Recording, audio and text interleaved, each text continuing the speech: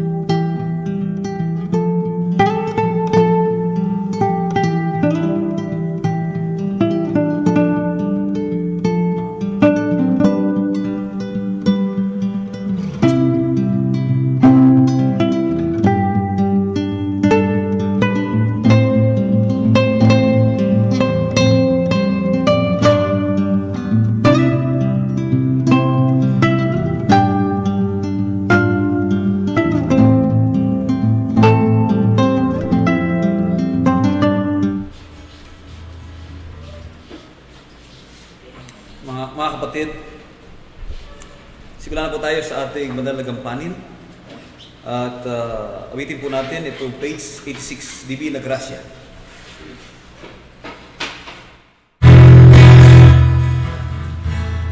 Divina Gracia, Divina Gracia, ating kapatid kong nakilala, panayaya, panayaya, atin ay pagpapalang sa Diyos ang ay nagulang. Aking ipasaya ang hiwaga ng babaeng Divina Gracia, sa ating ay mahalaga. Walang bagay na higit pa sa Kanya. Karunungan ng Diyos at lunukahan ng buhay, ang hawak tayo mahigpit sa dugo na roon tunay na buhay. Divina Gracia, Divina Gracia, ang anak mo ay totoong mahiwaga.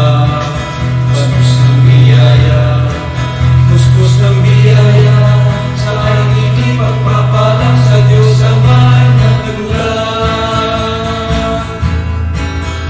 Aking ipagsaya ang hiwaga ng babaeng Divina Gracia, sa ating ay mahalaga.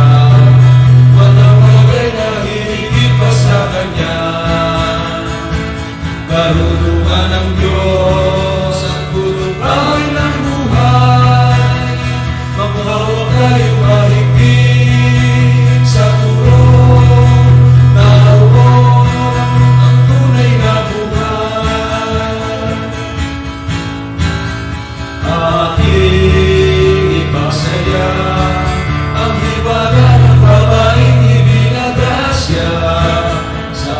ay mahalaga. Walang bagay na hihigpas sa Kanya. Karunungan ng Diyos at tulungawin ang buhay. Huwag kayong mahigpit sa turong naroon. Tunay na buhay. Page 4. Unang pag-ibig mo.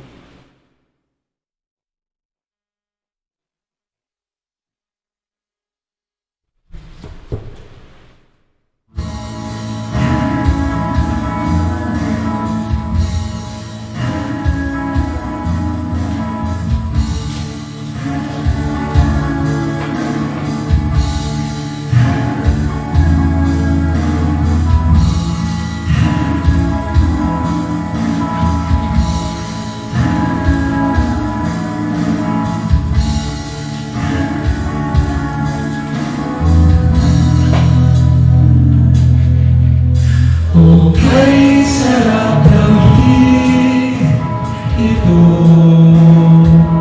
Kagalakan sa kalooban mo ay nararamdaman.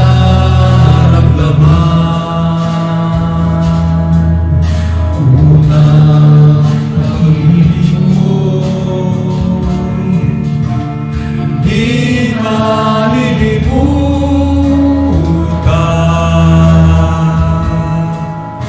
Nahulog ng langit, isang kapalaran.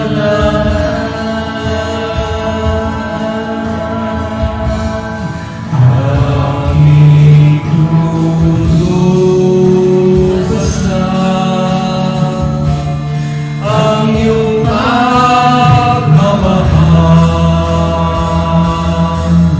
na higit na higit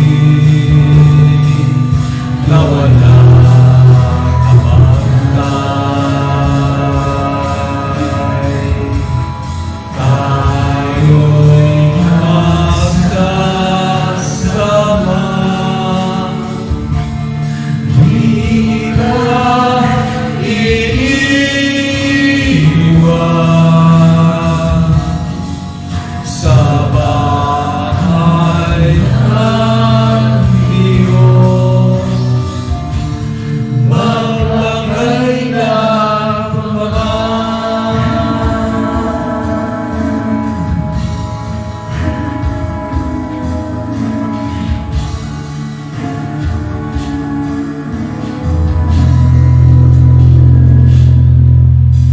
ika'y maghahari sa puso at diwa. Magpapaliw sa iyong salita. Mananalig sa iyo, O Kristo dakila. May pusong malambot at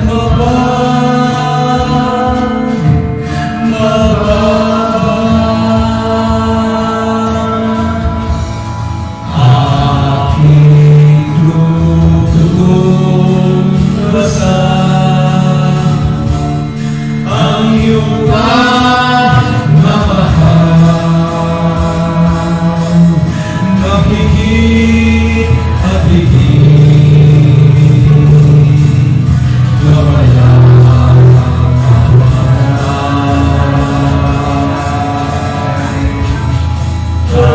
Tayo'y magkasama, di ka iiwan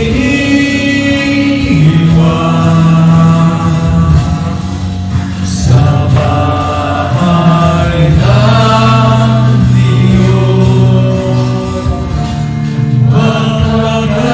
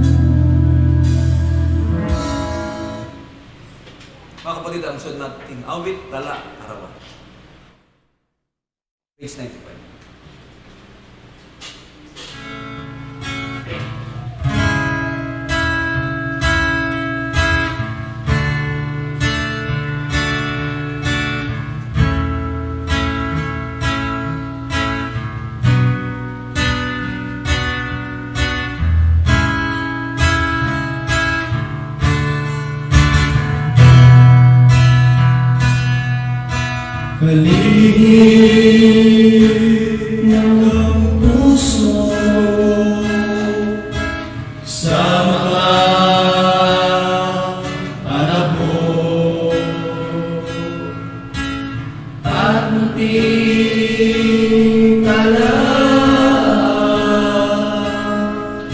ng aking kahapon sa mga gabon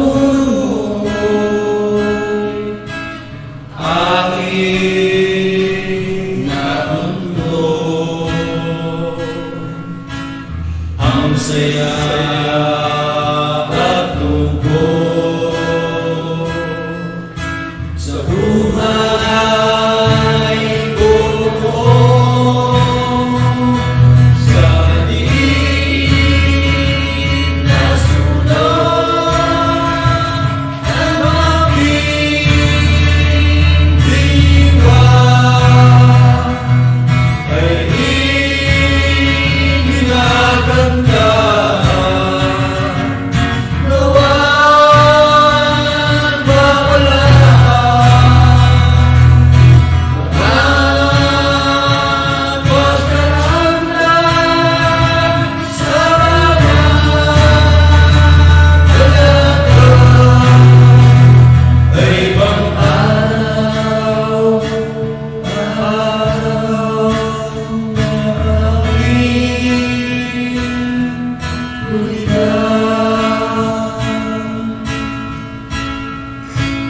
Ang petsa ng taon ng buwan at araw na parang pagsuko aking kaulayan mga unang-una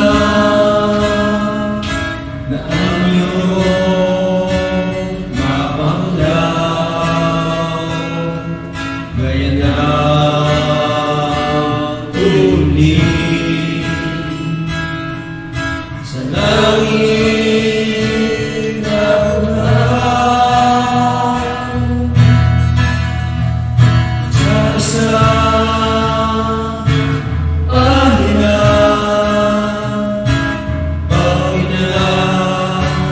basa ko lalo tumitingin ang pagkakasipayo puso'y naglulusan sa at siklong sa mga siyangin pag-ibig kay Kristo na lumang at lubig aking kaaliwan sa mga tagumpay at sa kabiguan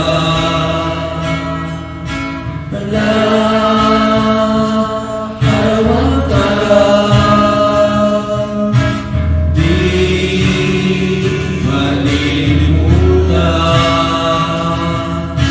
doon makabawi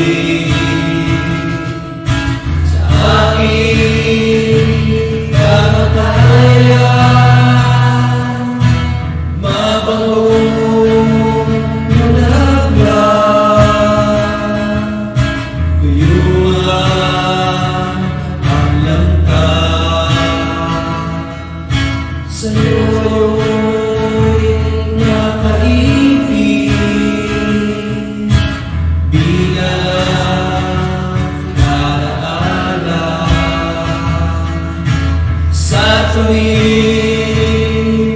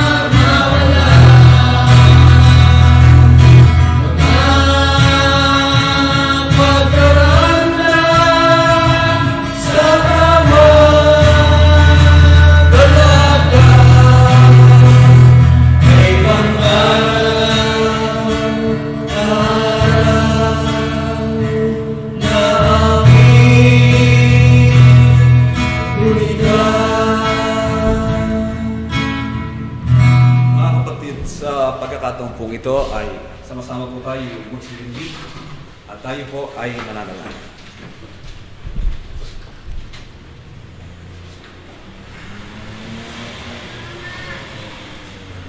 Panginoon namin Diyos, amang banal na makapangyarihan sa lahat.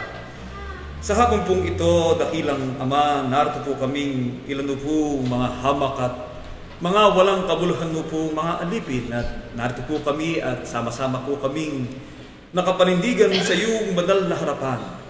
Bagamat hindi po natitiklop ang aming mga tuhod, ay nangayon papa naman ang aming mga puso, kumikilala at tumatanaw ng malaking utang na loob sa iyong dakilang harapan.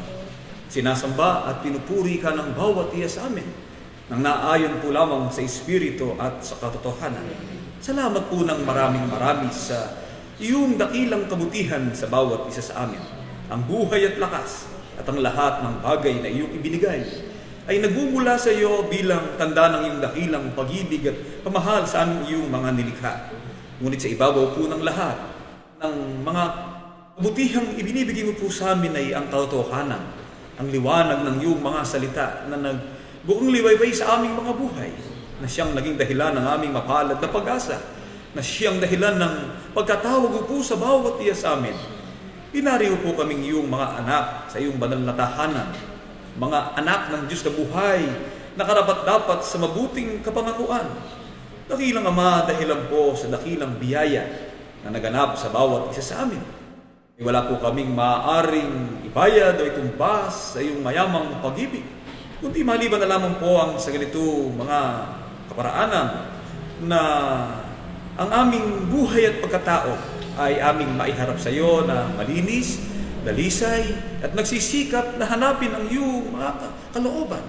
Dakilang Ama, sa oras na ito, ikaw ay aming pagsama-samahang purihin, dakilain, parangalang ka namin at sambahin po namin ang iyong dakila at banal mo pong pangalan.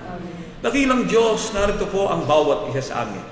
Ang aming kalagayan ay di po namin maaaring mailingid sa iyong dakilang kaalaman.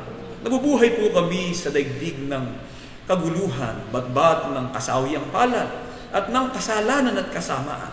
Kung kaya sa aming pong abang kalagayan ay nagtatapat po kami sa iyo na mga nilikhaw po kaming may hina at marupok sa ganda ng aming mga sarili. Ngunit kung kayo may nagkasala, ay hindi po namin hinangad na ito'y sadyain upang pusungin ang iyong banal na Espiritu. Ang mga bagay na ito ay nangyari sa amin, likha ng aming mga kabiglaanan. Kung kaya nakikiusap kami, dakilang Ama, na upang sa hapon pong ito ng aming pagharap sa iyo, upang kami po ay maging katanggap-tanggap ng mga alipin mo pong karapat-dapat na suwambitla, lumulhati ng iyong marangal na pangalan, nawa po ay paminsanan mong igawad sa iyong mga nilikha, sa iyong mga anak, ang iyong banal na bendisyon, sa kalilinis, at sa magkapatawad ng lahat ng aming managawang mga kasalanan. Dakilang Ama, narito po ang bawat iya sa amin. Sa aming pagharap sa iyo, sa hapon po ito ng aming pananambakan, ay sumasampalataya kami na ikaw ang makapangyarihang Diyos na nakapanuhay sa bawat iya sa amin. Hipuin mo po ang aming mga kalooban. Sa oras na ito ay magpakahig ka po sa aming mga kalagayan. Ang Espiritu Santo na nagmumula sa iyo, na magkapaalala sa amin ng lahat ng mga bagay, ay patuloy mong igawad sa iyong mga lingkod. Gunita namin at lubusan naming maunawaan ang kahalagahan ng aming katungkulan. Sa buhay na ito, tinakdaan mo ng buhay at kamatayan, ng wakas ng aming kalagayan, sa panahon ng aming pag-iral, sa panahon ng aming pamumuhay, ay lubusan naming maunawaan ang maipanuto namin ang aming buhay at kalagayan. Maihanda namin sa isang mabuting buhay na naayon sa iyong mga kalooban. At marating po namin ang sakdal na paglilingkod na hinahanap mo sa bawat iya sa amin, ang kabanalan, na taglay ang kadalisayan ng aming mga pamumuhay, na lumakad na may kababaan, nakasama ka namin sa tuwi-tuwi na sa aming mga buhay. Ang pagpapakababa at ang lubos na pagkamahabagi ay mananatili sa aming mga kalagayan, upang makita mo po ang bawat iya sa amin. Sa kabila po ng aming kalagayan sa buhay na ito, ay nabubuhay na panatag, nabubuhay na taglay ang pagtitiis, nabubuhay at taglay ang lubos na takot sa iyong dakilang kapangyarihan. Na ikaw sa tuwi-tuwi na ang aming gabay at kasiyahan ng aming mga buhay. At kung magkagayang dakilang Diyos, makita mo po ang bawat iya sa amin, na sa dako paroon ng aming mga kalagayan, sa kapalaran sa amin naghihintay, ay mailaano po kami sa isang mapalad na pag-asa. Mapikit man ang aming mga mata, dumating man ang panahon na nakuhain mo na ang aming mga hiram na buhay, ay mga alipin naman po kami na sa dako paroon ng aming kapalaran, sa pagbabalik ng iyong bugtong na anak, ang aming Panginoong Jesus, ay malulubos ang aming kagalangan. Sapagat ang buhay na ito na may kamatayan ay mapapalitan ng walang kamatayan. At ang katawang ito na may kasiraan, katawang nakararanas ng karamdaman at kahinaan, katawang darating sa isang wakas, ay mapapalitan ng buhay na walang hanggan. At makakasama kami ng aming Panginoon magpasawalang hanggan. Dakilang Ama, alalahanin mo po ang pangasiw ang idinidig mo sa kalagitnaan ng iyong mga anak. Hiniram mo po kami na kaharian ng mga saserdote na mag-aalay ng mga haing ukol sa Espiritu. Sa pamumuna po ng kapatid na tagapanguna namin sa gawain ito, ang matanda naming kapatid na siyang itinalaga mo sa aming kapisanan, na siyang mag-aakay, mangunguna sa amin, ang kapatid na Ruel D. Santiago, at lahat na makakatulong sa gawain. Yamang itinalaga po kami sa kalagayan ito. Hindi po sa aming mga sariling kalagayan, hindi po sa katanyagan ng sino pa man, kundi inalagay mo po kami upang salitain ang salita ng buhay, magkaroon ng pag-asa sa gitna ng iyong mga alipin nagsisipanginig, at ng pag-asa sa aming mga kababayan, nagiging kabahagi namin sa ganitong gawain, sa magitan ng kaparaan ng ito, na sila mga nasa kanilang mga tahanan, ay iglesia sa kanilang mga bahay, ang aming mga kapatid, ang aming mga kababayan na nararating ng gawain ito. Nakakasama namin dakilang Diyos, na nakakabahagi po kami ng liwanag ng iyong mga aral. At sa pamamagitan ng iyong mga salita ay kami gagaling. Sa pamamagitan ng iyong salita ay kami lumilinis. Sa pamamagitan ng iyong mga salita ay patuloy kaming tumitibay sa pananampalataya, upang kung magkagay na makita mo po, sa bansang ito na aming sinilangan, sa mga pulunang dagat, sa lupaing malayo, hiniran mo po kami at nalaga mo po kami sa ganitong gawain na maghahayag ng iyong dakilang tarangalan ng banal na pagtawa na siyang itinawag mo po sa buhay ng iyong mga nilikha. Dakilang Diyos, sa oras na ito, alalahayan na rin po sana ang iyong mga alipin nagtataglay ng mga mabigat na karamdaman. Ang karamdaman na kadalas ay nagpapahina ng aming mga kalooban. Ang mga karamdamang minsan ay nagdudulot sa amin ng pagkabahala at pag-aalinlangan. Ngunit sa pamamagitan ng iyong dakilang kapangyarihan, ay patuloy mo po palalakasin ang aming mga kalooban. Alalahain mo po ang iyong mga lingkod, mula kay kapatid na Lustiminda Santiago, kapatid na Loyola Manggubat, ang iba na naming mga kapatid na nasa ganito ring kalagayan, sa mga may mga kaidala sa buhay, na inaalipin ng kahinaan ng kanilang lupang katawan, sa pamamagitan po ng gamot at kaparaan ng mga gamot at karunungan. Alibhasa isa ito'y nagmumula ang lahat ng karunungan at kaalaman, ay patuloy mong kasangkapanin upang ang aming hiram na buhay, ang mga dagdag na kaarawan na aming ilalagi sa daigdig na ito, ay patuloy po naming magamit sa isang masiglang paglilingkod na magagawa namin ng buong kasiyahan, na magawa namin sa pag-ibig at pananampalataya. Ang lahat ng katungkulang isinabaligad mo po sa buhay ng iyong mga anak. Dakilang Diyos, tulungan mo po ang bawat isa sa amin. Pangaalingin mo po kaming inilagak sa daigdig na ito, na kung saan ay nakabaligid sa amin ang mga tukso ng buhay, ang iba't ibang mga bagay. Kadalasan ay mga anyo ng kasamaan, ang espiritu ng kasamaan, na kadilimang ito sa daigdig ay nagahari sa balat ng lupa. Ang galit at kapootan at iba't ibang mga anyo ng karumihan ay ilayo po sa ganitong kalagayan.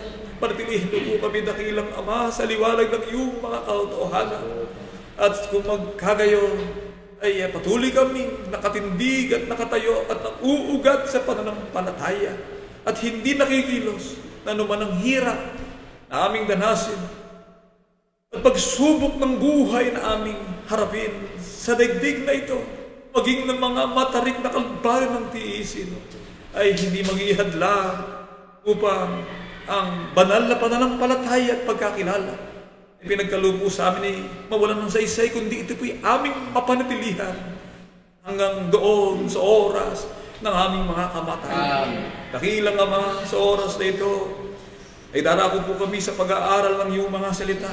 Umaasa kami, Panginoon, na sa magitan ng bukas na aklat at hamang kasangkapan at ang mga salita na aming mapagsasama-samahan sa habang pong ito ay hindi lamang nagdudulot ng kasiyahan sa aming mga puso, kundi sa ating aming lalasapin na ikaw ang may sabi sa magitan ng iyong bugtong na anak na siya aming aalalahanin tungkol sa kanyang kamatayan at hirap na kanyang naranasan, na sa magitan ng salita ay naroon ang aming mapalad na pag-asa na sa tuwing aming lalasapin ng tinapay at tatanggapin ang katawan at dugo ng aming Panginoon ay niyahayag namin ng hindi lamang ang kanyang kamatayan, kundi ang kanyang dakilang pagbabalik na sa huling mga araw, sa mga huling yugto ng panahon, sa kanyang pagbabalik ay darating po siya sa isang mata, sa isang takdang panahon ng pagtulog ng pakaka,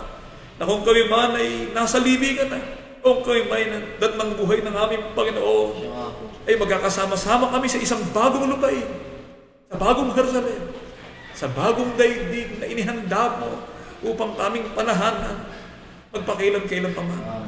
Maasa kami, Panginoon, ng iyong pagkapala at banal na bendisyon ay gagawad mo sa bawat iya sa amin. Gayon na rin po ang iyong mga anak na nasa pangingibang bayan, sa mga malayong bansa na kanilang kinaroroonan, ay bahagyan mo po ng iyong kagandahang loob. Ang mga alipin mo pong nagdadalang tao, ang mga kabataan at mga sanggol, ay palakihin mo po na ipalatakot sa liwanag ng iyong mga anak. Maging ang mga lingkod pong nasa sinapunan ng iyong mga anak, ay patuloy po kaming kakalingain at pagpapalain. Talibhasay sa iyo po ang kapangyarihan, ang kaharian at ang kaluwalhatian at ang pag-aharing walang hanggan. Ikaw ang Diyos na buhay, na pag-asa at tagapagligtas ng bawat iya sa amin. Ikaw ang Diyos na buhay na nananahan sa isang liwanag na di malapitan, na kailan pa man ay walang kamatayan. Ang lahat ng ito hinihiling po namin sa pangalan ni Jesus na aming dakilang tagapagligtas. Amen. Mga kapatid, nagkapatuloy po tayo sa ating banal na gampanin sa mga sandali pong ito, at tayo po ay nasa lalong pinamahalagang bahagi na ng ating pagtitipon. Kaya na rin po ay binabati ko ang lahat ng ating mga kapatid na naghahain din ng kanilang lakip na pasalamat, sina kapatid na Ramon Robles at kapatid na Vivian Robles, ang mag-asawa nating kapatid na nasa dako ng lungsod ng Lipa sa lokal ng Lumbang.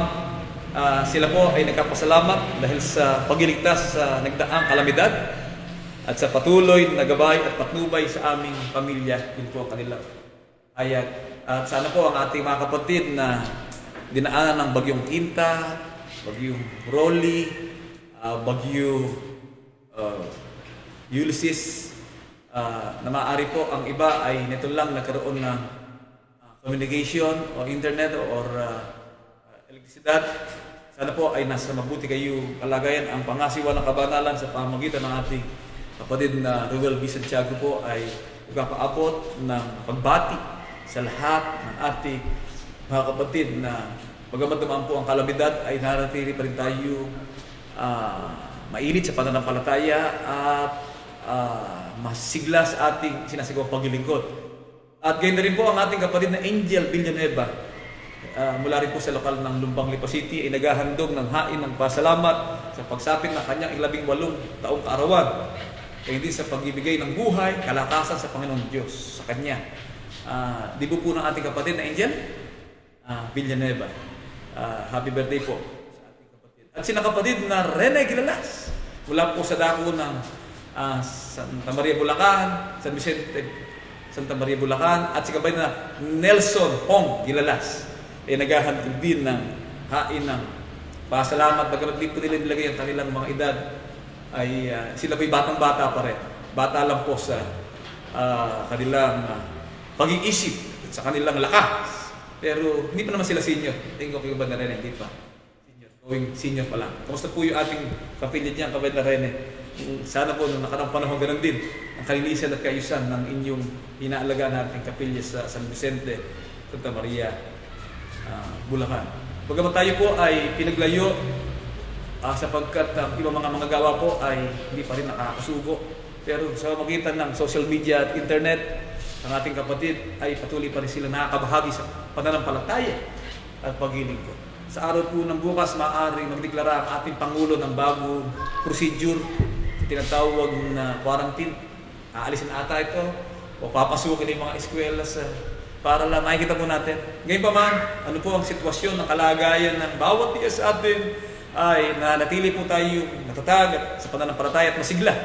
At patuloy tayo sa araw-araw na ibinigay ng Diyos sa bawat isa sa atin ay hindi tayo nawawalan ng pag-asa, hindi tayo pinanghihinaan ng ating kalooban sapagkat naniniwala tayo na ang Diyos ay sumasa atin.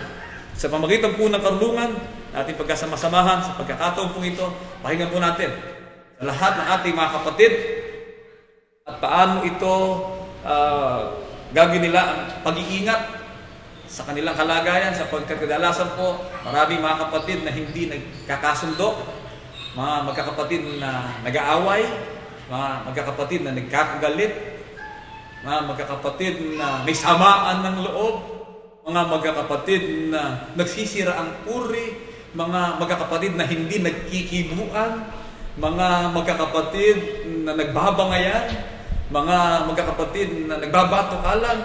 Nangyayari po yan sa buhay ng tao dahil lang po sa kalagayan na hindi maiwasan. At sa mamagitan po ng pag-aaral ito, napakaganda. Maunawaan natin ang tatlong bagay na ipinagpaunan ni Kristo. Nalilikha ng panganib sa buhay ng sino mang kapatid sa iglesia ng sa buhay kay Kristo Jesus. Sa di pagsunod sa utos na pag-ibig ng kapatid sa kapatid. It is a general rule. Alin po yun? Ang pag-ibig ng kapatid sa kapatid. Subalit meron pong tatlong bagay. At kung tatlo, madaling tandaan. 1, 2, 3, tapos ang usapan. 1, 2, 3. Tandaan lang po natin ang tatlong bagay na ito. Sino po ang nagpauna ng tatlong bagay? 1, 2, 3. Tatlong bagay na ipinagpauna ni Kristo na kung hindi po masusunod, malalabag, o hindi maiingatan ang utos na ito ay lilikha ng panganib. Anong uri panganib ang lilikha? Panganib na hindi niya ikapaging dapat sa harapan ng ating Panginoon Diyos. Panganib na ikapinsala niya.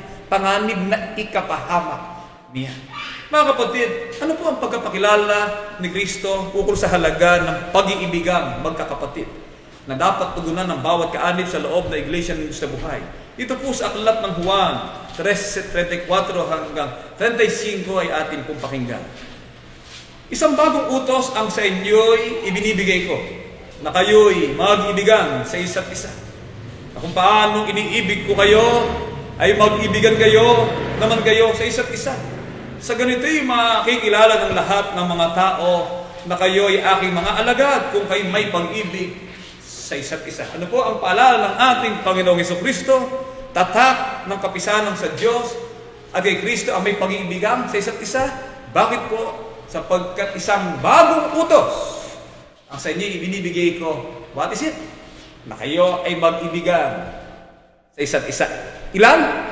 Isang bagong utos. May nagtanong, bakit po ba bago? Meron po bang dati? Kaya po bago, hindi po naluluma. Mula nang ito'y sabihin, nananatiling bago. Sapagkat sa aral ng ating Panginoong Kristo ay iba sa aral na dinatnan niya sa panahon ni Moises.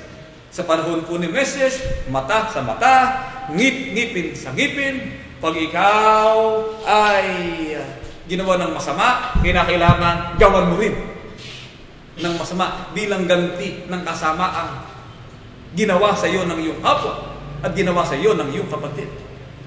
Tooth for a tooth and eye for an eye. Ngunit, sa panahon ng ating Panginoon Kristo, hindi na po ganoon. Isang bagong utos, na mag-ibigan kayo sa isa't isa. Maunawaan po natin yan.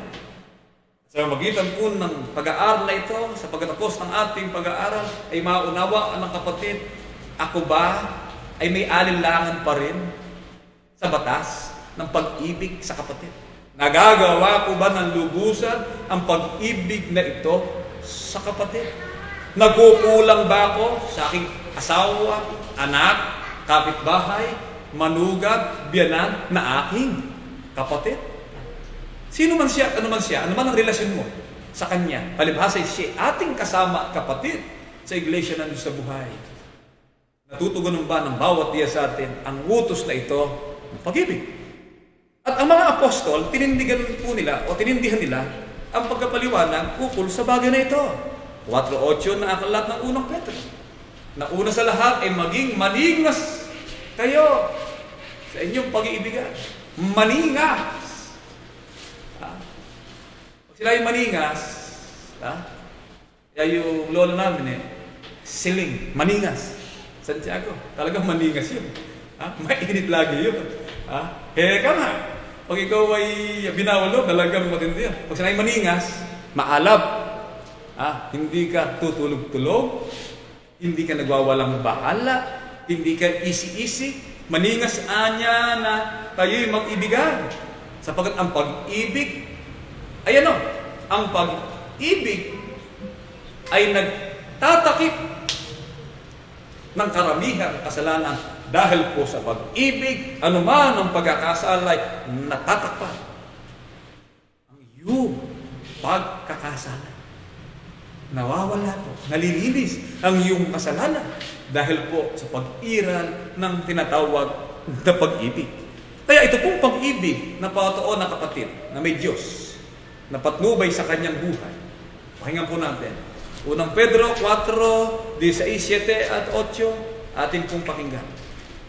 Dito naging sakdal ang pag-ibig sa atin upang tayo magkaroon ng pagkakatiwala. 4:16, at ating nakilala at ating sinampalatayaan ng pag-ibig ng Diyos sa atin. Ang Diyos ay pag-ibig at ang nananahan sa pag-ibig ay nananahan sa Diyos at ang Diyos ay nananahan sa Kanya. Mga minamahal, mag-ibigan tayo sa isa't isa sapagkat ang pag-ibig sa Diyos at ang bawat umiibig ay ipinanganak ng Diyos at ang nakakilala sa Diyos.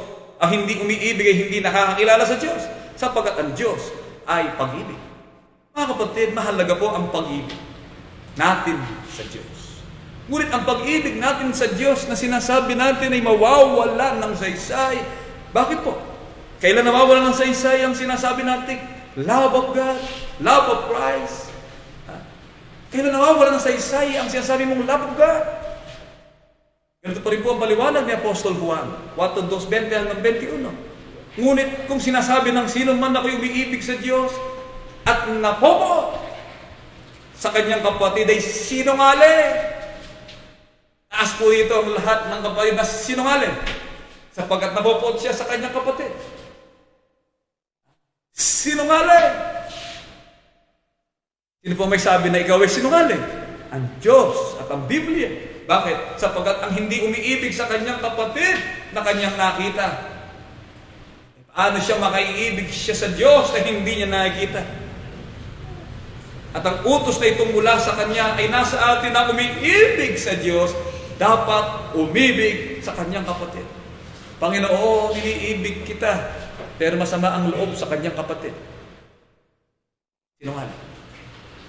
Panginoon, iniibig po kita, pero gusto niyang mamatay na yung kanyang kapatid. Sinungaling. Panginoon, iniibig po kita, sana ka, madapa yung kapatid ko na yan. Sinungaling. Panginoon, iniibig po kita, sana bahala ka na ka sa buhay mo. Sinungaling. Mga kapatid, ang umiibig ka sa Diyos, na hindi niya nakita. Mga kapatid, kinakala umibig ka sa iyong kapatid. Nakita mo, sapagkat hindi ka makakaibig sa Diyos, na hindi mo nakita kung ang iyong kapatid na nakita mo ay hindi mo maibig. At kung hindi ka tayo umiibig sa ating kapatid, sinungaling. Ang sinungaling, 21:8 na aklat ng Apokalipsis, pakinggan po natin mga kapatid, sa lahat ng mga sinungaling, ang kanilang bahagi ay sa dagat-dagat ng nangininga sa apoy at asupre, na siyang ikalawang kamatayan, ikapapahamak po ng kapatid sapagkat siya'y sinungaling. Kaya po sa ganitong kalagayan ay dapat nating maunawaan ang tatlong mahalagang bagay. Natin kalimutan, 1, 2, 3. At alin po yung tatlong bagay na pinagpaunan ni Kristo na maghahatid sa kapahamakan sa sino mang kapatid, sapagkat pagkatatlong bagay na ito, natandaan mo, umiibig ka na sa kapatid. Pagkatatlong bagay na ito, naiwasan mo, magagawa mo ng umibig sa iyong kapatid. Sapagkat ang pag-ibig sa kapatid ay nahahadlangan ng tatlong ito. Yan po ang pinaka-punto de vista ng ating pag-aaral at kadalasan pong nababasa ang talatang ito pero hindi maunawaan ng iba. Akala ganun lang. Akala simple lang. 5:22 na aklat ng Mateo. Pakinggan po natin at ating pakinggan at ating tunghayan at ganito po ang pagkapakilala. Pakinggan ko yung English Bible. 5:22 sapagkat meron po dito foreign language na hindi pag dinig po natin na hindi natin maintindihan. Pero mahalaga po ito. One of the word sa tatlong bagay. 5:22 na aklat ng Mateo. Datapwat sinasabi ko sa inyo, number 1, ang bawat napopoot sa kanyang kapatid. Number 1, ang bawat napopoot sa kanyang kapatid ay mapapa sa panganib sa kahatulan. Ano ba'y puot? Nabubuwisit ka. At yung buwisit na yon, nag-focus na sana, nag-iisip ka, na sana mapahamak na yung kapatid mo. Sa mga tuwid, it is a mental state. Ang salitang pagkapuot, it is a mental state. Nasa isip yung puot, pero wala pang aksyon yan. Puot pa lang. Ikaw ay namumula. Nag-iisip ka, hindi ka makatulog. Iniisip mo na sana mamatayin mo yung kapatid mo. Na sana mabangga na yung kapatid mo. Na sana ay mamatayin na ang kapatid mo. Puti. Number 1, ang napopoot sa kanyang kapatid, mapapas sa panganib sa kahatulan. Number 2, at ang sino man magsabi sa kanyang kapatid, raka. Foreign language po yung raka, no? Raka. Ayan o. Ay nagsasabi sa kanyang kapatid na raka ay mapapas sa panganib sa Sanhedrin. Number 2, sinabi mo, raka. Number 3, at ang sino man magsabi, salita pa lang yan, hindi pa nanununtok yun. Salita pa lang, tandaan natin. Kaya mahigpit po ang salita. Kaya yung pahayag natin ng ating salita, pagbukas ng atin ng salita, ito pa lang mga kapatid, ang magsabi sa kanyang kapatid, ulul ka, ay mapapas sa panganib sa impyerno ng apo. Mga kapatid, hindi po ito simpleng bagay.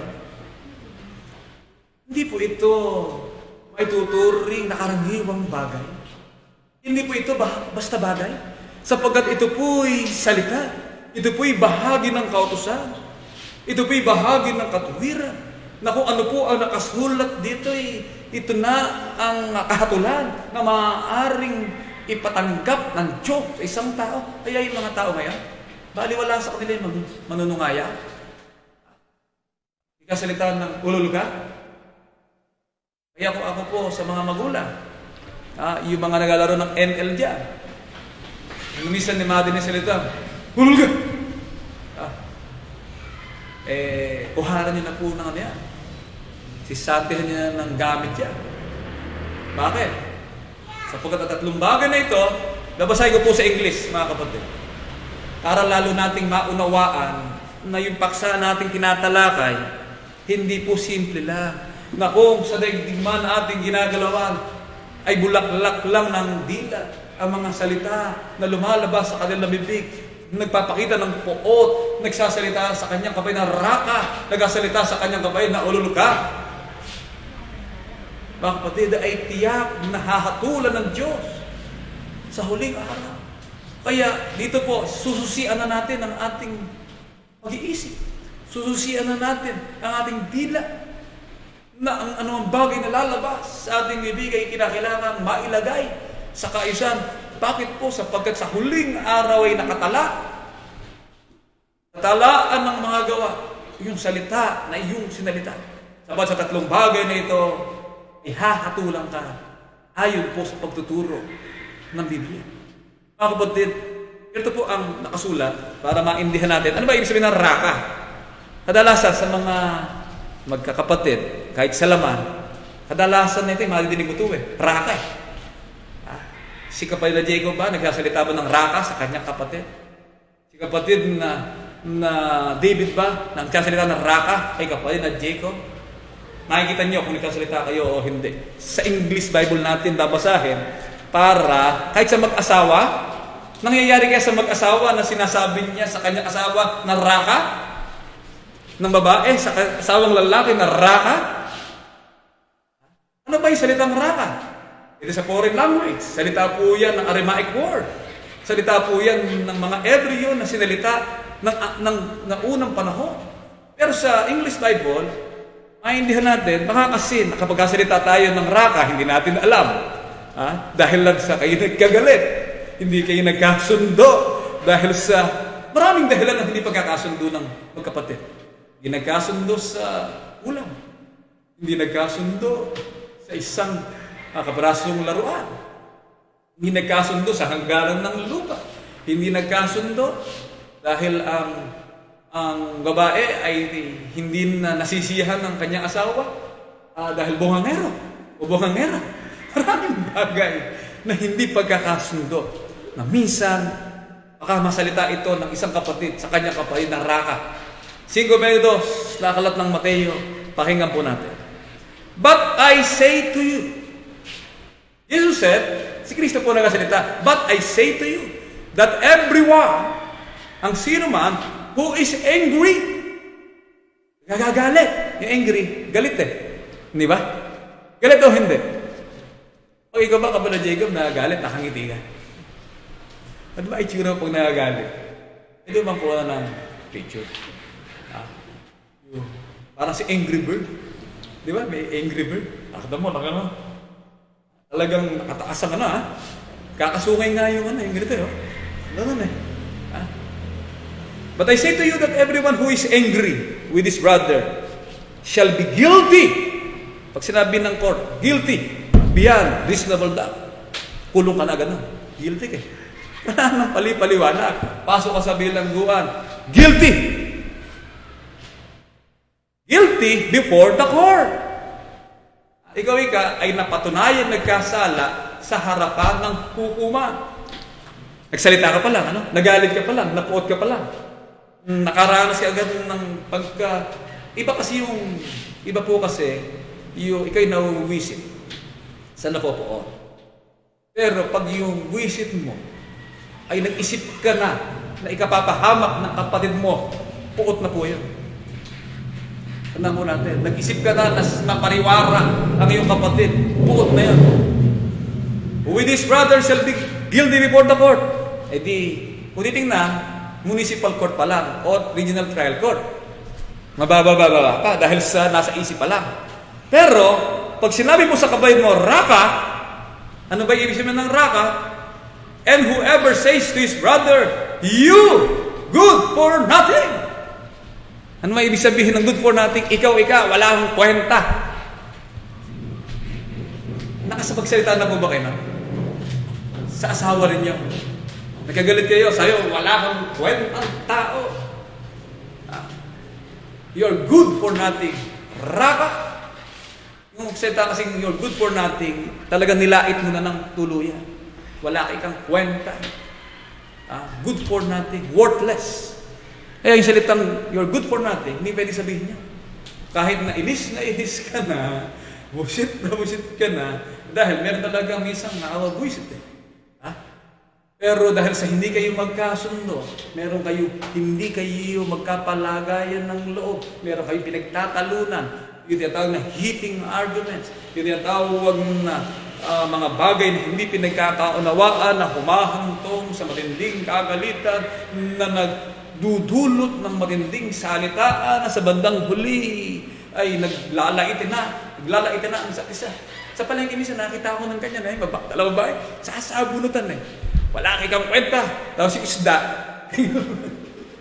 Yun lang binuto ng isda. Nilabahan ko sa mukha yung isda eh.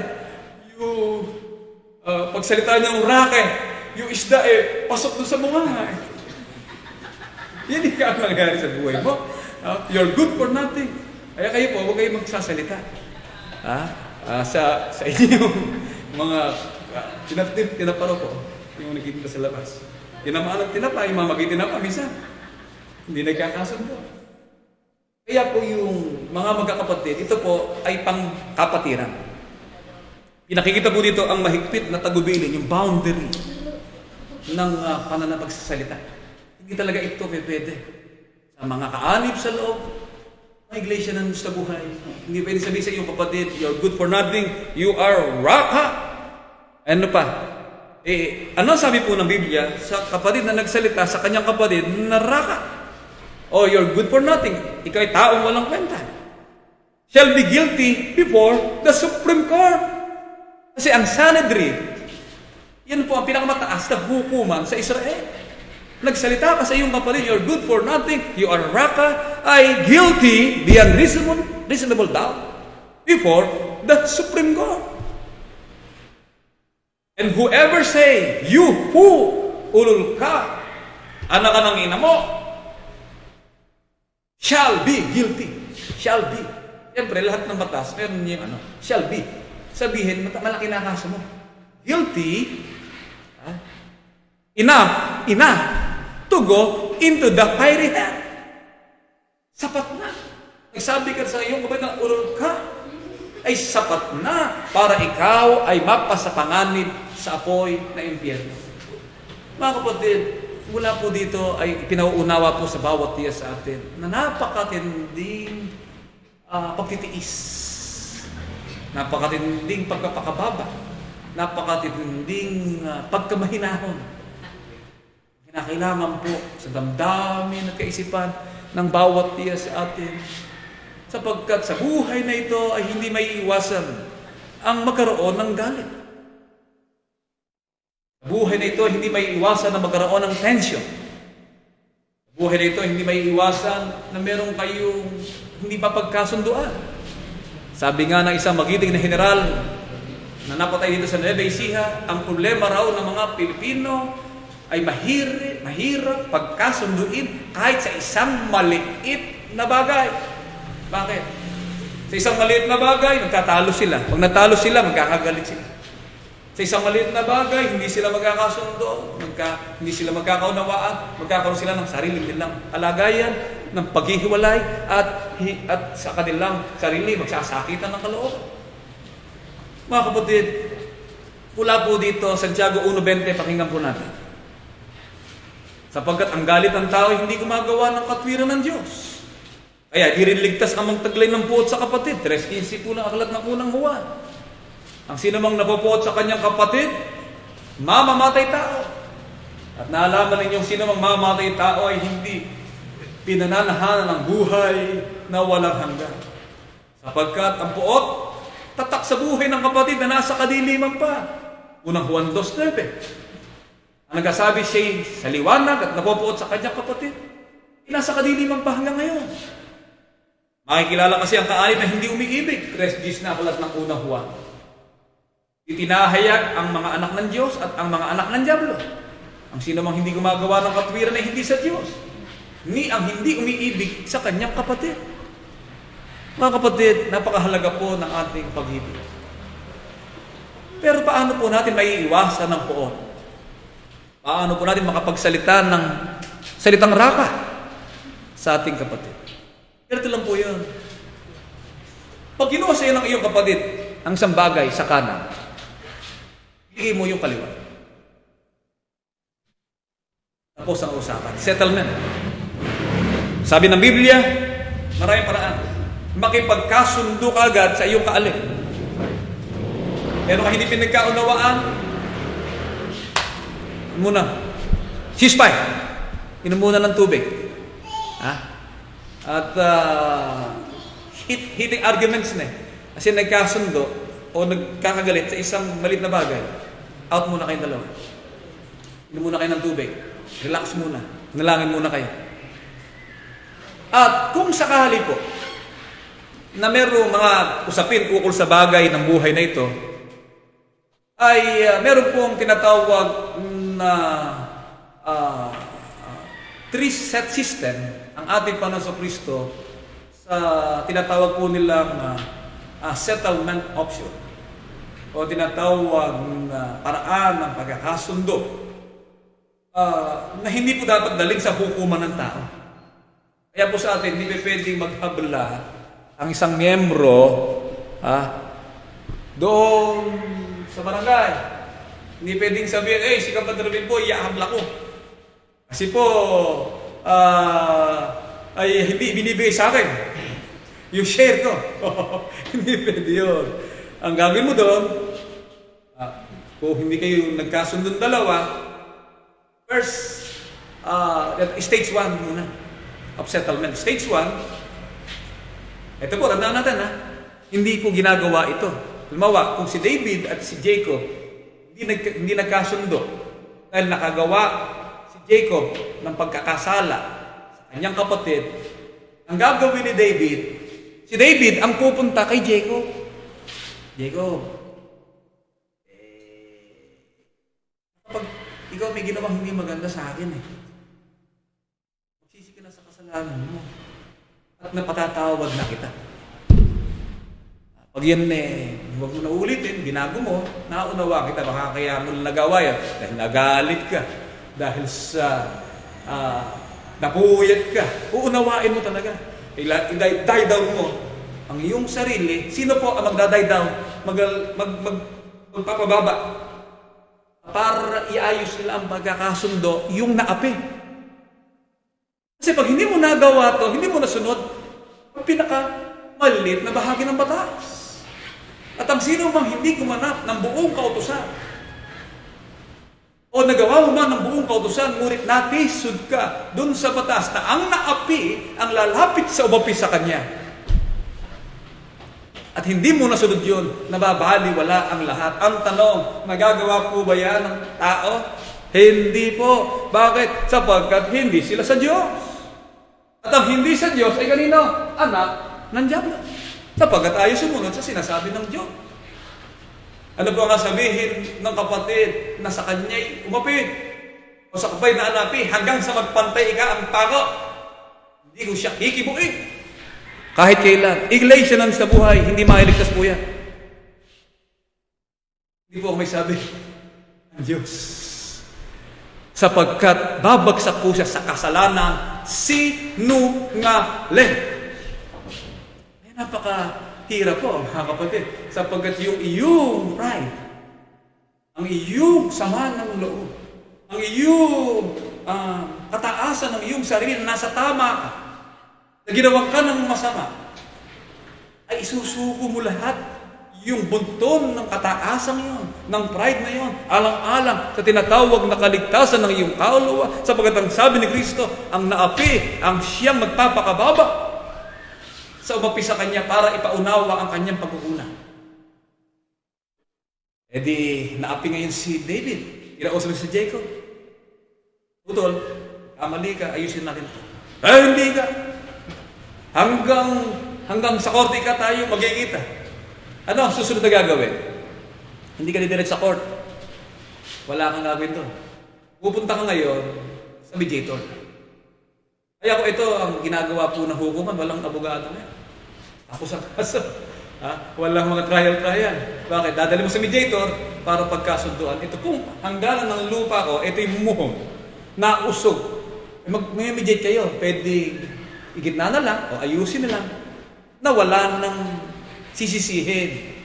Na si ano ika, ang tao pa ganoon ang duro ng kamay, siya ika kasi may kasalanan. Sa mediator, wala na. Ayusin na lang yan para mapagtibay ang pagkakasundo. Mediation. Kaya yung una, ang tawag po doon, conciliation. Yung naapi, susuko sa umapi. Ikaw pupunta, ha? Sa umapi sa'yo. Hindi yung nangapi ang pupunta sa umapi. Conciliation.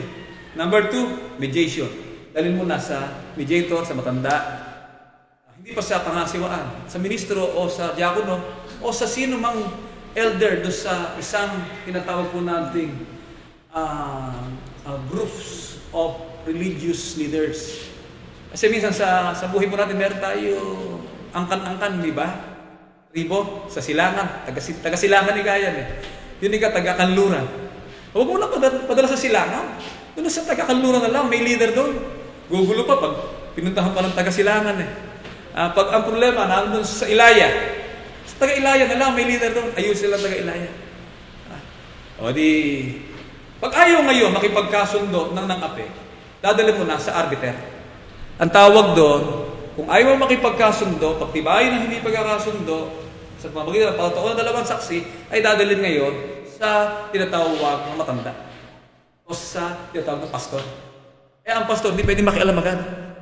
Kung mayroong problema ang mga lumal, siya ang kukuha bilang representative ng matandang kapatid. Pag sa tingin niya, medyo usapin to ng relihiyon. Usapin to ng medyo maselan to. Kinakailangan, report ko muna to. Pero kung yun ay usapin lang ng mag-asawa, hindi nagkasundo dahil hindi nagpadala ng kita kasi lalaki ang alas pwede na doon sa ano lang to. Huwag na pahirapan pa ang ating elder. Marami rin inindi ang pangasiwaan. Marami inindi ang namumuno. Doon lang. Kasi sa dami ng problema, lagi iyaharap doon. Ang isabihin po nung hindi nyo naayos ang problema ninyo, ay maaari matitigas talaga ang ulo ng tao sa lugar ninyo, o maaaring mahina ang mga arbiter, o maaaring mahina ang mga mediators. Kasi minsan pag ang pagkakasundo, hindi nagkakaindihan, minsan sa mediator baka siya kumikiling Kaya mo maraming process para iayos. Basta't ganito lang po, sumunod tayo kay Kristo, gawin natin ang pag-ibig, maayos ang lahat ng problema ng kapatiran. Bakit? Sapagkat ang isang naapi, ang isang kapatid na umiibig, meron siyang damdamin ng pagiging maawain. Sapagkat kaya ka naaawa sa kapatid mo, ay tumitigas ang kanyang loob. At sa pagtigas ng kanyang loob ay nagiging pusong bato na patigas ng patigas ng patigas na para bato ng diamante. Sa bandang huli sasabihin sa iyo, huwag niyo na kayong pakialaman. Pangasiwa, mabilis niya. Pag sinabi, huwag na pakialaman, hindi namin pakikialaman niya. Pero pag namatay ka, hindi namin kaintindihin. Hindi ka rin namin pakialaman. Baka sa bandang huli. Kasi ito po kami pakialaman. Maghahanap ng pastor, kayo po gusto mong pabasbas, gusto mong pa-service. Wala kaming service. Tumigas na ang puso ng kaanib na sinasabi niya, huwag niyo na kami pakialaman. Mas mabigat ngayon yan. Sa matandang yumao, kagulo lang sa isang lugar, inaayos agad namin. Ngayon po, may bagong patakaran, ang pangasiwaan na pagproblema ng lugar. Matitigas ang loob ng bawat isa. At nagkasabing, huwag nang pakialaman. Hindi namin pakialaman. Hindi makararating yan sa Korte Suprema. Kabayaan namin yan. Bakit? Ito po ang sabi kasi ng Biblia, na ituring na lang na hintin. Ang hintin ba may kaligtasan? Hindi mo lang pakialaman. Pero wala na yan. Bisa pa ang anumang gagawin niya sapagkat siya'y babagsakan ni Kristo ng aso sinungaling. Okay, mabigat po ito. Hindi po ito simple lang. Ay mag-asawa hindi nagkakasundo. Yung mga hindi nagkikibo ang magkakapatid. Baka tumagal po ng tumagal ang ganyang damdamin. Kala lang natin na simple lang. Pero ang puso pala'y pusong bato na. Babagsakan ka sa huli ng kaso ni Kristo na sinungaling. Kaya po sa itong kalagayan, ito po ang kinakailangan. Ang bawat isa po sa atin. Yung lawak ng pagkapatawad, 17:3-4 na aklat ng Lucas. Pakinggan po natin. Ito po ang batas. Mag-ingat kayo sa inyong sarili. Kung nagkasala ang inyong kapatid, nagkasala siya, sawayin mo siya, at kung siya magsisi, patawarin mo siya. Bakit po? At kung siya makapito magkasala sa isang araw laban sa iyo, at makapito magbalik sa iyo, nasasabihin, pinagsisihan ko, patawarin mo siya. Dito po mapapansin natin, una, sasawayin mo. Hindi mo kasi masaway pag hindi mo pinuntahan. Hindi pwedeng sumbong agad din. Sumbong, Mami Ika, si David Ika. Hindi, ikaw punta kay David. Hindi pwede sabihin kay David, Mami, si Jacob Hindi. Kaya sabihin naman, para kayong aso, pusa. Ano ba ikaw pinagagalitan niyo? Hindi ka siya nagsaing. Hindi ikaw magsaing. Ano na? Talagang balanse. Tatawarin mo. Makapito. Makapitong pito. Mga kapatid. Efeso 4:26. Kayo magalit at huwag kayo magkasal. Ito po, ibang uri naman ng galit ito. Galit ito ng magulang. Galit ito ng magulang na hindi naman ipagkakasala. Galit na hindi gumagawa ng poon. Galit na ang layunin mo may mabuti. Huwag lumubog ang araw sa inyong galit. Kasi po, yung galit, minsan ganito Talagang, hindi ka pwede hindi magagalit Bakit? Asawa mo, isang buwang nagtrabaho. Tapos walang ibinigay na kita. Natutuwa ka ba o hindi? Magagalit ka o hindi? Magagalit ka, pero huwag kang magkakasala. Sabihin mo, saan napunta? Siguro ka ng babae ka, no? O merong kang bisyo. O merong kang ano-ano. Kaya huwag kang magkasala. Huwag lubog ang araw sa inyong galit. Colossus 3:12 hanggang 14. Kaya po ang bilin ng leader ng Diyos sa mga kapatid. Ito po, magbihis kayo gaya ng mga hinirang ng Diyos. Iglesia ng Diyos sa buhay tayo. Ano ang gagawin natin? Anong tatagawin natin? Isang pusong mahabagin. Ng kagandahang loob, ng kababaan, ng kaamuan, ng pagpapahiluho, pagkapasensya. Magtiisan kayo sa isa't isa. Magpatawaran kayo sa isa't isa. Kung sino man ay may sumbong laban sa kainuman, tao, hindi nawawala sumbong. Alam niyo ba, kasi ganito, sumbong din, sumbong doon. Kaya dito, pinakita ng pangasiwaan, ito na ang solusyon. Huwag na kayo magsumbong kay Kapadar Wayne. Ano ba yung sinusumbong mo? Kasi po ika'y hipag ko Hindi po ika sa akin ginaganito, ganun. Pahirapan niyo lang ang leader. Kung 100 yung magsusumbong na yan, ang sumbong naman, walang pagtotoo, walang ebidensya. At kung kahit man totoo, yung sumbong mo, ang bagsik ng pananagutan ni nauuwi po sa naapi. Sapagkat siya ang pupunta sa sinusumbong niya. Kinakailang patawarin niya. Kaya kung paano pinatawad kayo ng Panginoon, gayon din naman ang inyong gawin. Kung hindi mo nagawa na patawarin ng iyong kapatid, dahil sa pagkakasala na ginawa sa iyo, hindi ka rin patatawarin. Kaya akala po, malinis ka, nasa ayos ka nung bandang huli. Pag tinuos ka, kabagsak ka pala. Dahil may kasalanan ka ang pagiging sinungaling. Kaya mga kapatid, sa kabila po ng kalagayang ito, bakit ganito ang paalala sa atin? Na tayo maging mahinahon, na tayo po ay magkaroon ng magandang kalooban, na tayo po ay mapagpasensya, na tayo po ay maawain. Ako na ika nasuntok, ako pa ika ang lalapit. Wala ang magagawa Lingkod ka. Ito po, sa kapatid to, Ito sa hindi mo naman kapatid, huwag mo susuntukin. Dali mo sa, barangay. Pailan mo ng kaso. Ito, kapatid ang tinutukoy dito. Bakit? Serious physical injury. Kasi pag lagi ginagawa sa iyo yun, threatened ka, pwede mapatay ka. Mas maganda, buhay na aso ka, kaysa patay na leong ka. Mas maganda, siya ang madali. Hindi mo yayari Pero mag-iingatan mo. Meron naman pong batas ng pagkatanggol sa sarili. Pinagtanggol mo sa sarili mo. Napatay mo. Dahil pinasok ka ng gabi. Kaya po, napakaraming magnanakaw ngayon. Sa Santo Tomas, Batangas, sa trabaho pinupuntahan namin. Merong lupin dun hindi namin nahuli-huli. Si lupin. Puro cellphone ng nakakapa ng cellphone ng mga tauhan ko Unang gabi, nadali yung isa. Bakit kaya makakahihinaan yung mag-ano ng pako? Gumawa ng bahay, pwede na nilagyan ng takip. Pinakauna, napasok pa rin yung lupin. Kaya nakaka-apat na cellphone na nawawala. Pero sa isang banda ka, buti hindi nyo nakukuhan na cellphone niya, kung kaya nagilitan. Natutulog ang ganun sa likod ng higa, nagkukuha yung cellphone. Kaya hanggang hindi nawawala po ang ganun, sa barangay, talagang walang katahimikan. Kaya mag-iingat din po kayo. Bagamat sinasabi po sa atin na tayo mahabagin, maawain, kapag kumabang loob, matiisin, hindi naman ang ibig sabihin ay papayag kayo sa inyong kapwa na kayo po ay apihin. O papayag kayo sa inyong kapwa na kayo ay lokohin. Hindi po ang ibig sabihin ito ay maging lokohin tayo. Hindi. Ang sinasabi lang ito, pagdating sa kapatid, malawak ang pagkapatawad, kagandahan mo. Isa rule, it is a mass. Isang bagong utos na kayo mag-ibigan.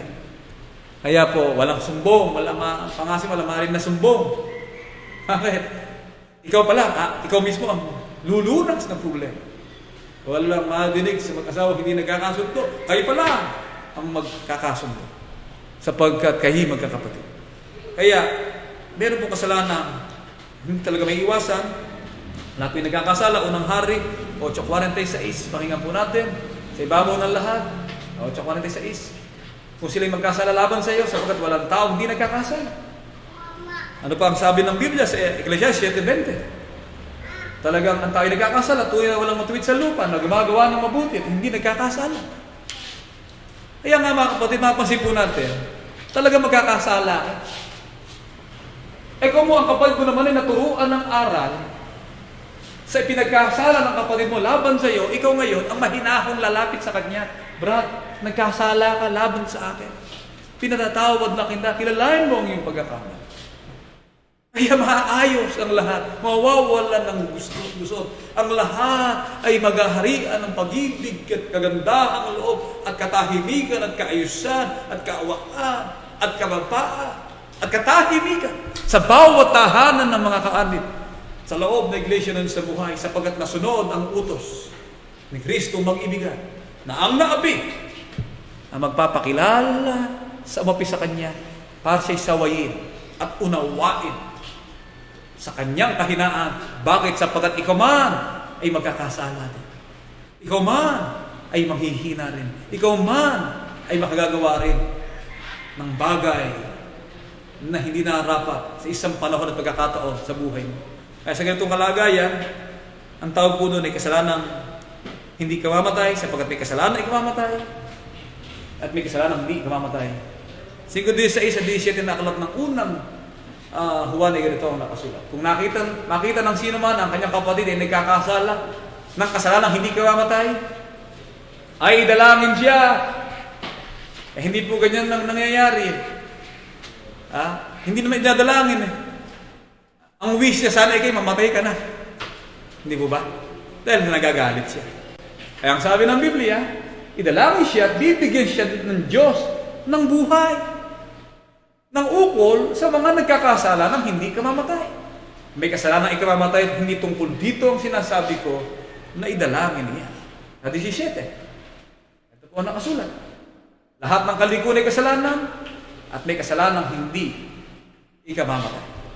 Mga kapatid, hindi natin kaya idalangin ng isang kapatid na pinagharian na ng matinding kapuotan sa kapatid.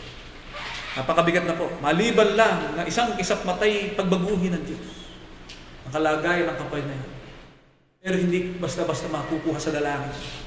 Sapagkat pag napatunayan siyang sinungaling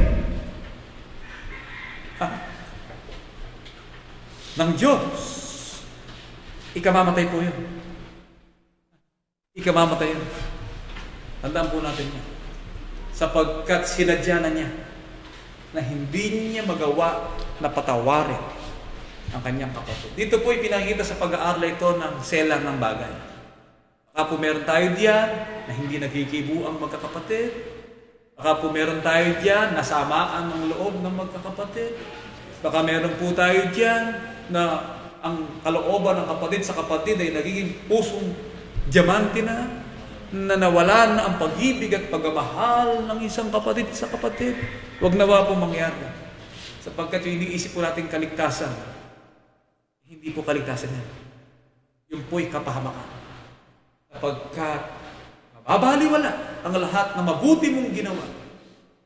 Sapagkat patunayan kang ikaw ay isang sinungaling. Hanggang dito po, at bago tayo tuloy ang dumako sa pagkatapos ng ating pag-aaral, inuulit ko po ang ating mga kapatid na sila Kapitan Ramon Robles. Brad, nasa security agency pa rin po ba kayo? Si Kapitan Ramon Robles, yun ang nasa security. Na sabi na, mga doktor, biyakin na ikaulo niya. Dahil nga nagkaroon po ng sa kanyang biskal. Kaya buti, hindi natuloy. O, hindi buhay. Ang ating kapatid. Dinadaanan ba ng bagyo? Sa lipa, malakas din ang naging bagyo doon. Ang bagyo Quinta yun, ano? Ang bagyo na yun. Niroli pa. Dito po, yung ginawang project ng congressman dito, nilagyan ng malaking hukay doon daw sa ilalim na imburnal dumaan. Masusubukan po yan sa darating na 4 na bagyo pa. May malakas ng bagyo. Kasi nagbago na po ang environment. Nagbago na po ang Pilipinas ay isa sa 8 bansa na may pinakamataas na index ng tinatawag po nating climate change disaster. Ang Pilipinas. Magmumula sa Pacific, at tinampunan sa Japan Meteorological Agency, sa Japan Met Maps, pakikita po natin yan. Pag may nakita kang bilog-bilog na nakabubuo na ng init ng panahon, yan po ay isang bagyo. Unti-unti. Pati ang natawag po nating Joint Typhoon Warning Center ng NOAA, ng US Navy, maganda rin yung kanilang Doppler sa pagkuha. Yung pag-asa natin, mukha naman may pag-asa na rin. Minsan mahirap lang buksan. Talaga mga calamities na dumarating, hindi na po mawawala yan. Taon-taon. Dating po ang mga mahusuwit at mababagsik na bagyo sa daigdig. At ang Pilipinas po ay hindi makaiiwas ukol dito. Ano man ang pagsisikap ng mga bansa, tinatawag nilang climate change deal o new climate deal ng Amerika na para bawasin ang emission. Lahat ng sasakyan ay huwag nang paganahin, kundi ang sasakyan ay gagawin na lang ng di baterya o sa magitan ng enerhiya. Unti-unti na kasi aalisin ng bansa yung mga sasakyan yan na nagbubuga ng usok. Pero sumisira sa klima na tinatawag ng ozone layer. At siyang dahilan ng pag-init ng panahon at sa pag-init ay siyang dahilan naman ng malakas na bagyo. Hindi po kayang gawin ito ng tao. It's very late na sapagkat ang bundok ay ginawa ng subdivision. Ang bundok ay wala ng puno na maaaring sumipsip ng malakas na ulan. Sila Kapitan Samuel po ata pero nakasama po ba kayo? Meron na po ba kayong kuryente dyan? Kasi doon sa subdivision nila Kapitan Samuel, yung second floor, kasi yung design ng bahay nila, ewan ko kung APEC homes yun, yung tinitira nila. Kasi mga design yun ng low-cost housing ngayon, socialized housing, merong second floor. Doon daw sila sa bubong sa Rodriguez Rizal. Doon na kinuha ng sundalo ko ba o gano'n? Talagang ang panganib ng mga kapatid. Pero dahil po sa Diyos, inaligtas sila. At tulad nila kapatid na Ramon Robles at Kapitan Vivian Robles. At ang katunayan po, si Kapitan Angel Villanueva. Ngayon ba si Sis Angel? May dibo si Sis Angel? Sister, galaw ba dibo nyo? Pupunta ako ng Batangas bukas Sa bagay, nasa Venezuela, natin Venezuela. Hindi pa ako nakakadaan sa kanila. Kasi talaga, napul ako ng time. Sa kanyang dibu, sa kaarawan ni Kapitan Angel. Si Kapitan Renel Gilalas. Tagalan rin po tayo hindi nagkikita, mga kapatid, sa dako ng Santa Maria. Si kapatid na Nelson Pong Gilalas, kamusta po ba biyahe nyo sa biyaheng Santa Maria Monumento? Ang haba ng jeep niya, no? Pang 20 lang sa kaya. Nakakatrabaho na po ba kayo ng maayos? Gayon pa man, itong kalagayan po ay isang bagay lang ang mahalaga po din sa atin. Sabi ko nga, sa ganitong pagbabago ng panahon, mukhang hindi na rin mawawala ang ganitong sitwasyon, ang pandemic, ang krisis pang-ekonomiya, ang krisis pang-kalusugan ay karaniwan na lang. Yan po ay magkapatuloy sapagkat sa pag-aaral po ng siyensya, sa pag-aaral ng lipunan ating ginagalawan, hindi lamang po malakas na bagyo, at yan pa rin po ang pagguho ng lupa at ang mga mababagsik na sakit. Kaya nga si Bill Gates at ang mga mayamang Amerikano ay nag-invest na malaki na tinatawag po nilang pag-aaral ng virus. Sapagkat ang kanilang inaaral ay paano masusolusyonan sapagkat ito ang isa sa pinakamalaking income generating. Pag nakagawa ka ng gamot sa isang karamdaman, sabihin tumataas at maging mabagsik ang mga virus, subalit na pag-aaralan mo ano ang itatapang mong gamot para doon, lahat ay magbabayad. At napakaganda po ng balita, sa 2022, ang mga Pilipino ay mahatarukan na po ng antivirus o vaccine. Good news ba yun? 2022, mag-normal na po ang buhay ng mga Pilipino. Bakit? Kasi po, kala ng Pangulo, libre na ibigay ng mga Ruso ang kanilang vaccine, hindi pala. At ang nagawa na vaccine ng Moderna, ng mga Chinese drugs, at ng tawag po natin Pfizer made it, ng AstraZeneca at iba't ibang mga kumpanya ng gumawa ng antiviral drugs o tinatawag na vaccine, sold out na po. Binayaran na po ng mayayamang bansa. Hindi pa nagagawa ang vaccine, binayaran na nila. Kaya ang Pilipinas, 2022 pa, magkakaroon ng vaccine. At ang pwede lang mabigyan ng vaccine dito ay yung mga frontliners, ng mga pulis, sundalo, at teacher. Baka sakali po, ilan lang yun. Pero ang buong Pilipino, na ang bilang ay 100 milyong Pilipino, 2022. Kaya ano man ang sitwasyon po natin, tuloy po tayo. Hindi po tayo titigil, pero mag-iingat tayo. Kapatuloy tayo na mag-iingat, hindi tayo pwedeng tumigil sa pananampalataya, pati relihiyon, nagbago na rin ang trending. Kaya tayo po nakapag-adjust na. At depende lang po sa ating kapatid na rebel kung magkapatuloy tayo sa proseso ng tinatawag na moderation at tinatawag po na liberality ng ating gawain, na ang tatawag po dito ay combination ng online, ang iba naman ay nasa chapel. Pero ang mga ibang pastor, talagang tulad nila kapatid na Rene at iba nating mga kapatid, talaga online po sila. Sabi ng ibang kapatid, okay na ikasabi ng online. Bakit? Nasa bahay. Okay lang, nasa ayos kayo, maayos kayo. Wag lang po palabas-labas. Wala lang po yung para sa bahay na nagkakape. Talaga sumasamba rin na maayos. Okay yun. Nakabayad na rin naman legal leaders yan kung ano yung makabubuti, maluwag, magaan. Wala mag-i-absent, walang mag-i-problema sa record na hindi nakadalo. Sapagkat kahit po ating mga kapatid sa military barracks, sa kabundukan ng Cordillera, nakakapakinig. Tulad ni kapatid na Melchizedek. Habang nakipaggera, nag-online. Ingat kayo niya, maraming niya mga tao si Father Balueg sa Cordillera. Yung ating mga kapatid nasa barak, sa mga trabaho, close area, dalo po sila, nakapagpapasalamat sila. Ay, ito na lang po, ang kasiyahan ng ating mga kapatid, ang pasasalamat na mula sa damdamin kalooban ng ating mga kapatid. Naunawa po nila ang isang bagay na ito. Alin po ang bagay na ito? Nakagalakan ng kanilang kalooban. Sila kapatid na Ramon Robles at Bibian Robles. Nakapatid na Angel Villanueva. Sila kapatid na Rene Gilalas at kapatid na Nelson Gilalas. Ano po ang kasiyahan ng kanilang kalooban? Ganito ang sabi ng Panginoon, huwag magmapuri ang pantas sa kanyang karunungan.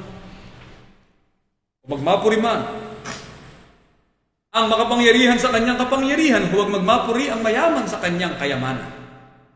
Kundi magmapuri sa ganito ang lumuluwalhati. Sino ang lumuluwalhati? Naghahandog ng hain ng pasalamat ay lumuluwalhati sa akin.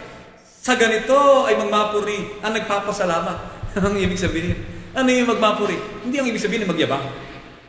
Yung salita magmapuri po ay nagpapakilala ng lubos na pagpapahalaga sa bagay na kanyang ginagawa.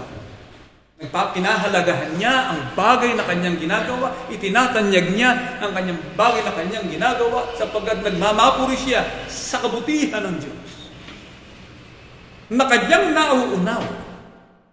Niyang nakikilala ako.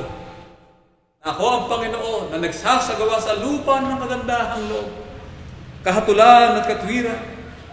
Sapagkat sa mga bagay na ito'y nalulugod ako, sabi ng Panginoon. Ang buhay at lakas ay binigay kay Gabad na Rene, Gabad na Nelson. Ang pagliligtas na ginawa ng Diyos sa pamilya Robles. Sa 18 taong kaarawan, may Gabad na Angel Villanueva. Sister, may boyfriend na po ba kayo? Nahiligawan na po ba kayo? 18 eh. May crush na po ba kayo? Yan eh, yan ang kalagayan ng mga magiging mga kapatid natin. Minsan, ang kabataan talagang hindi naiiwasan. Nagtatago ng cellphone. Meron talagang password. Hindi makukuha yan. Sapagkat meron silang fling. Meron silang alam problema yan. Yan ay siyahan ng tao yan. Kaligayahan ng tao yan. Hindi pwede harangin yan. Ang mahalaga lang, ilagay lang sa ayos. At papa ilalagay sa ayos, sasabihin mo sa tatay mo, sabihin ni Sarah, Daddy, naniligaw na ikaw sa akin eh. Nahiligaw na ikaw, ako po eh, may crush na eh. Sabihin niyo, huwag niyo po itatago. Kasi magagabayan kayo ng inyong magulang sa inyong nadarama. At sabihin ng tatay mo, susuportahan kita. Sige, basta dyan ito, pag aakit sa bahay, may regalo. Kotse. Natagapin natin. Sige, basta may regalo. Di pwede. Depende yan. Kaya yung gabay ng magulang, mahalaga po yan. Sa atin naman, yan po lang ng wish ng mga magulang sa mga kapatid na kanyang kalagayan, talaga maingatan natin ang pananampalataya natin sapagkat iglesia po ng sa buhay. Hindi lang ngayon, hindi sa susunod na panahon, kundi sa lahat ng panahon. Ay magkapatuloy sapagkat hindi mawawala po sa silong ng langit ang labi ng mga taong pupuri sa Diyos. Magpapasalamat sa Diyos dahil sa Kanyang kagandahan loob. Kaya po, sa bisa ng karapatan, ipinagkatiwala ng Diyos sa Kanyang mga kinakasangkapang mga ngaral. Tumindig po kayo, mga kapatid, at tanggapin po ninyo ang basbas ng Kanyang mga pagkapala. Pagpalain nawa kayo ng Panginoon at ingatan kayo. Paliwanagin nawa ng Panginoon ang Kanyang mukha sa inyo at mahabag sa inyo. Ilingap nawa ng Panginoon ang Kanyang mukha sa inyo at bigyan kayo ng kapayapaan. Ay po isa, tamang tumindig mga kapatid. Tayo po, tayo manahal.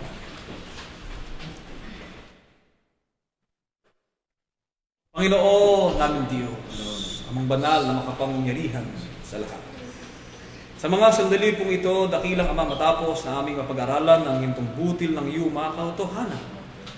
Naliwanagan po ng mata ng aming mga puso ang kahalagahan ng tatlong bagay na dapat naming maingatan sa aming buhay na ito pala'y bagay na hindi karaniwan, kundi ito isang mahigpit na bagay na dapat naming maiwasan sa aming mga buhay upang makapanatili po kaming tapat sa iyo at hindi maging sinungaling sa iyong banal na harapan. Mula po dito, Ama, ay dahil po sa liwanag ng aral na aming napakinggan, nakasiyahan sa aming mga puso na maunawaan ng katapatan ng iyong dakilang kapangyarihan. Pinupuri ka namin at niluluwalhati namin. Sinasamba ka namin yan po sa iyong banal na kaitaasan.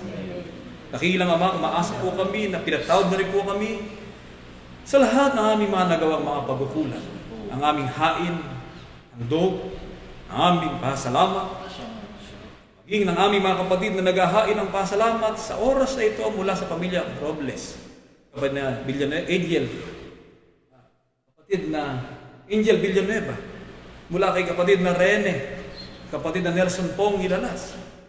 Dahilan ng kanilang pasalamat ay ginugulita po nila ang mahalagang bagay na ipinagkaloob po sa kanilang buhay ang ikaw ay makilala namin na isang Diyos na tunay, isang Diyos na buhay, na nagbibigay ng buhay at lakas, isang Diyos na pinagmumulan ng batis, ng kasiyahan at ng kaginhawahan at ng buhay na walang hanggan. Mula po dito, Ama, inihahain po nila ang pinakamataas na pasalamat sa iyong banal na harapan.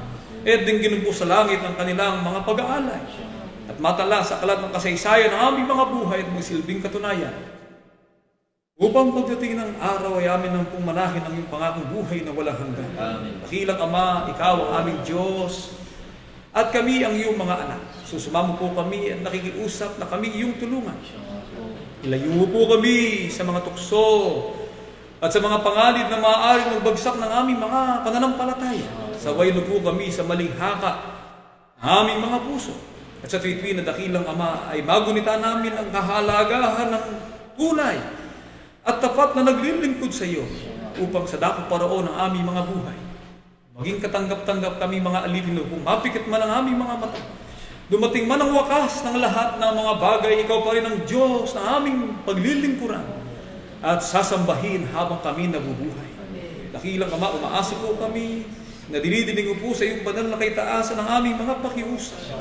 Ang iyong banal na Espiritu na magpapaalala sa amin ng lahat ng mga bagay, maging sa aming pamumuhay, sa aming pagdalang buhay, sa aming paglalakbay, sa lahat ng dako na aming paroroonan. Ikaw ang Diyos, na hindi lamang na nasa malayo, kundi nasa malapit, na hanggang tumugon ng lahat ng aming mga pakiusap. Mula sa luklukan ng iyong awa, ay sinasabo ko po ang maraming mga pagkapala. Mula po sa dako ng iyong kaitaasan na nakararating ang aming mga pakiusap. Na ikaw na po sana ang bahala sa bawat iya sa amin. Upang sa dako paraon ng aming mga kalagayan sa susunod na linggo muli ng aming pagtitipong magkakapatid.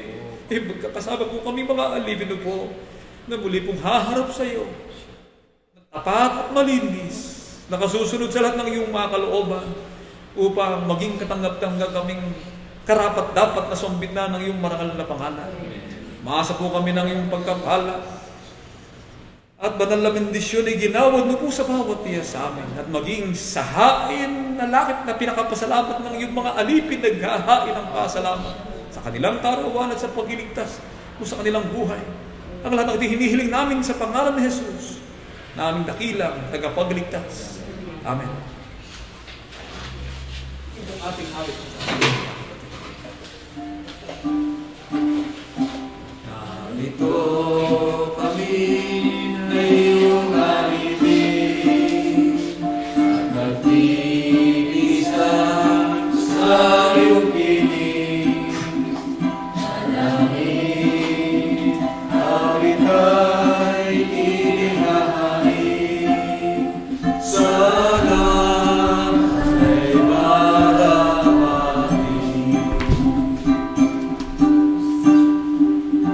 Pananahan ko ang tanging alay ng iyong lingkod ay benisyon na kaya ng kaloob. Ang handog na ubos sa Espiritu ay tungkol ng lingkod ni Kristo upang ipahayag ang Ebanghelyo ng kanyang ministeryo. Nananong ang tanging alay ng iyong lingkod ay benisyon na kaya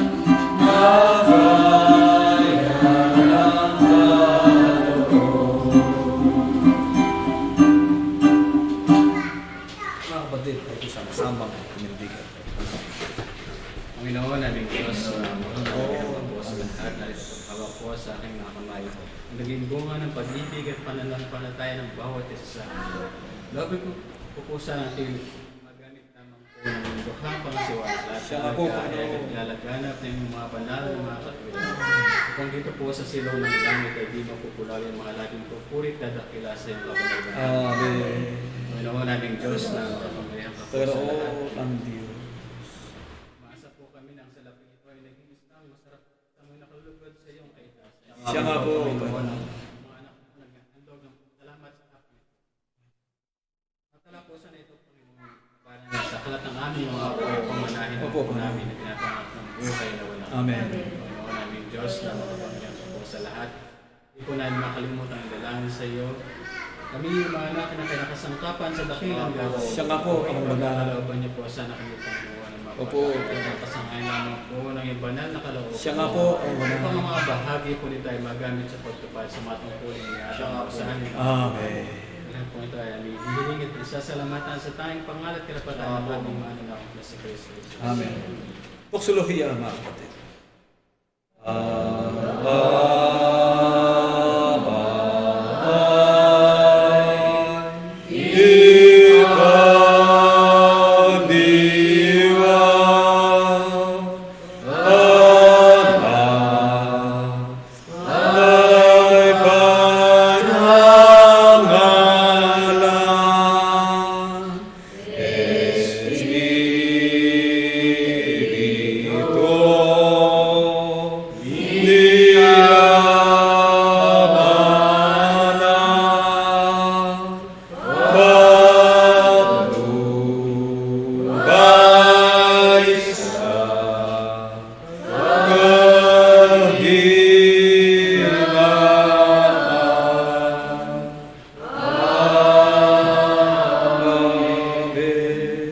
At ngayon, sa bisa ng karapatan, may pinagkatiwala ng Diyos sa kanyang kinakasangkapang mga mangaral, naway tanggapin natin walang hanggang pag-ibig ng Diyos amang sumasa mga langit, ang kanyang biyaya, pagliligtas, kapayapaan, pag-ibig, at ang pagkikilakip ng kanyang banal na Espiritu na maghari sa ating mga puso, mula ngayon at magpakailanman.